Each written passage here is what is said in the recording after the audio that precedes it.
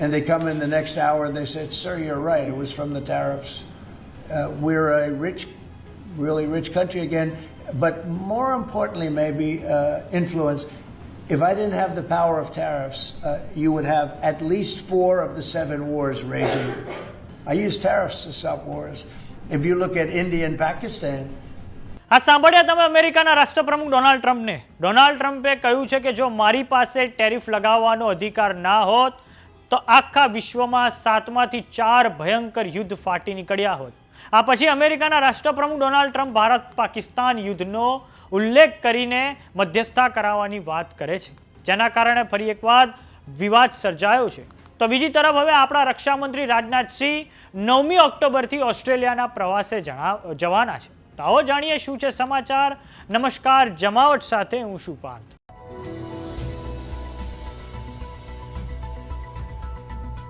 અમેરિકાના રાષ્ટ્રપ્રમુખ Donald Trump કે જેમણે ફરી એકવાર ભારત પાકિસ્તાનનો ઉલ્લેખ કરતા એક વિવાદાસ્પદ નિવેદન આપ્યું છે. તેમણે કહ્યું છે કે જો મારી પાસે ટેરિફ લગાવવાનો અધિકાર ના હોત તો વિશ્વભરમાં કમસે કમ 7માંથી 4 ભયંકર યુદ્ધો છેડાઈ જાત.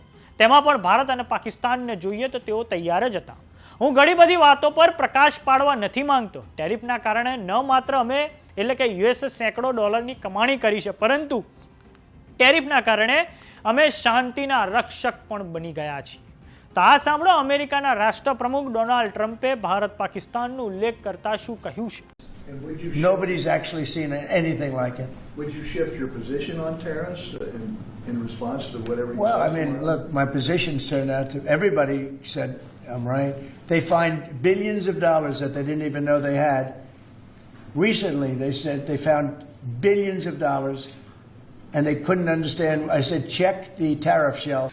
And they come in the next hour and they said, "Sir, you're right. It was from the tariffs. We're a rich, really rich country again." But more importantly, maybe influence. If I didn't have the power of tariffs, you would have at least 4 of the 7 wars raging. I use tariffs to stop wars. If you look at India and Pakistan, they were ready to go at it. 7 planes we shot down. They were ready to go at it. And then nuclear powers. And I don't want to say exactly what I said, but what I said was very effective. They stopped. And that was based on tariffs. It was based on trade. Tariffs are very important for the United States. We are a peacekeeper because of tariffs. Not only do we make, hundreds of billions of dollars, but we're a peacekeeper because of tariffs. વાત કરીએ યુએસના પ્રમુખ Donald ટ્રમ્પની. તો હાલમાં તેમણે ગાઝામાં Israel અને Hamas વચ્ચે યુદ્ધ અટકાવવા માટે એક ગાઝા પીસ પ્લાન તેમણે એક એનું સૂચન કર્યું છે, જે અંતર્ગત હવે હમાસ દ્વારા તેને સ્વીકૃતિ આપી દેવામાં આવી છે. અને અમેરિકાના રાષ્ટ્રપ્રમુખ ડોનાલ્ડ ટ્રમ્પ વારંવાર તેઓ કહેતા આવ્યા છે કે તેમણે વિશ્વભરમાં 7 ભયંકર યુદ્ધ અટકાવ્યા છે. આ પરથી સ્પષ્ટ થાય છે કે અમેરિકાના રાષ્ટ્રપ્રમુખ ડોનાલ્ડ ટ્રમ્પને શાંતિનો નોબેલ પીસ પ્રાઇઝ જોઈએ છે. વાત કરીએ રક્ષામંત્રી રાજનાથ સિંહની. તો 2012 પછી પ્રથમવાર ભારતના કોઈ રક્ષામંત્રી ઓસ્ટ્રેલિયાના પ્રવાસે જઈ રહ્યા છે. રક્ષામંત્રી રાજનાથ સિંહ 9મી ઓક્ટોબરથી ઓસ્ટ્રેલિયાના પ્રવાસે છે, જેનાથી 2 દેશો ભારત અને ઓસ્ટ્રેલિયા વચ્ચે રક્ષા સહયોગ વધી શકે છે. આ પહેલા 2012માં પૂર્વ રક્ષામંત્રી એકે એન્ટોની ઓસ્ટ્રેલિયાના પ્રવાસે ગયા હતા. રાજનાથ સિંહના આ પ્રવાસ દરમિયાન ઓસ્ટ્રેલિયા સાથે ઇન્ફોર્મેશન શેરિંગ, સબમરીન રેસ્ક્યુ અને 2 દેશો વચ્ચે જોઈન્ટ સ્ટાફ વચ્ચે જે ટોગ જે છે તેને લઈને કરારો થઈ શકે છે. ભારત અને ઓસ્ટ્રેલિયા વચ્ચે છેલ્લા થોડાક સમયથી ડિફેન્સ કોઓપરેશનમાં નોંધપાત્ર વધારો થયો છે. સાથે જ 2 દેશો વચ્ચે ડિફેન્સ એક્સરસાઇઝમાં પણ વધારો થયો છે.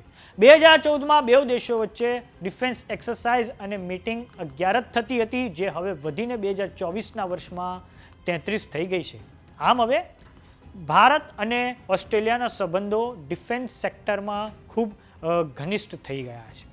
તો આ બાબતે તમારું શું માનવું છે અમને કોમેન્ટ બોક્સમાં લખીને જરૂર જણાવો. જો તમે અમને યુટ્યુબ પર જોઈ રહ્યા તો સબસ્ક્રાઇબ કરો.